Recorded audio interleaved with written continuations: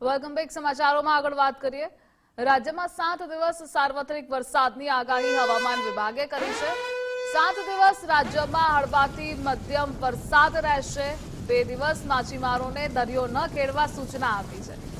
1 જૂનથી આજ સુધી રાજ્યમાં સરેરાશ 21 ઇંચ વરસાદ પડ્યો છે, જ્યારે અમદાવાદ અને ગાંધીનગરમાં મધ્યમ વરસાદની આગાહી હવામાન વિભાગે કરી છે. બીકાનેર પાસે મોન્સૂન ટ્રફ સિસ્ટમના કારણે ગુજરાતમાં વરસાદ રહેશે, તો રાજ્યમાં સિઝનનો સામાન્ય કરતા વધુ વરસાદ નોંધાયો છે.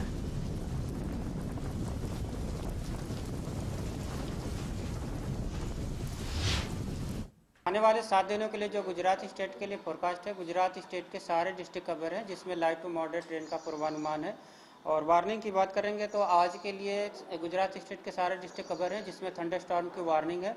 और फिशरमैन वार्निंग की बात करेंगे तो आने वाले 2 दिनों के लिए गुजरात कोस्ट के लिए फिशरमैन की वार्निंग है. और जो विंड की स्पीड होगी वो 35 से 45 kmph, और साथ में जो गस्टी विंड होगी वो 55 kmph के आसपास रहने का पूर्वानुमान है.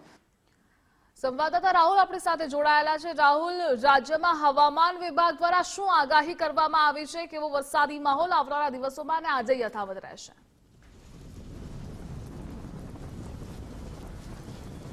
બિલકુલ, હવામાન વિભાગ દ્વારા જે પ્રકારે વરસાદની આગાહી કરવામાં આવી છે, જેમાં આગામી 7 દિવસ સુધી જે ગુજરાતના સરહદી જિલ્લાઓ છે ત્યાં સાર્વત્રિક મધ્યમથી ભારે વરસાદ જે છે વરસી શકે છે. બાકીના જે અન્ય જિલ્લાઓ છે જેમાં દક્ષિણ ગુજરાતમાં મધ્યથી ભારે વરસાદ પડી શકે છે. સાથે સાથે સૌરાષ્ટ્રનો જે ભાગ છે, જે દરિયા કિનારા જિલ્લાઓ આવેલા છે, સોમનાથ હોય, દ્વારકા છે, અમરેલી છે, ભાવનગર, તમામ જિલ્લાઓમાં મધ્ય વરસાદ પડી શકે છે. સાથે સાથે ગુજરાતની જે મધ્ય ગુજરાતની વાત કરવામાં આવે તો અમદાવાદ, ગાંધીનગર, મહેસાણા જે છે ત્યાં છૂટો છવાય ક્યાંક ને ક્યાંક વરસાદ વરસી શકે છે. સુરેન્દ્રનગર જે જિલ્લા છે ત્યાં વરસાદની શક્યતા ખૂબ ઓછી જોવા મળી છે. કચ્છની અંદર પણ ખૂબ ઓછી શક્યતાઓ જે છે વરસાદની જોવા મળી રહી છે. પરંતુ રાજસ્થાનના બીકાનેરની અંદર જે એક સિસ્ટમ સક્રિય થતા ક્યાંક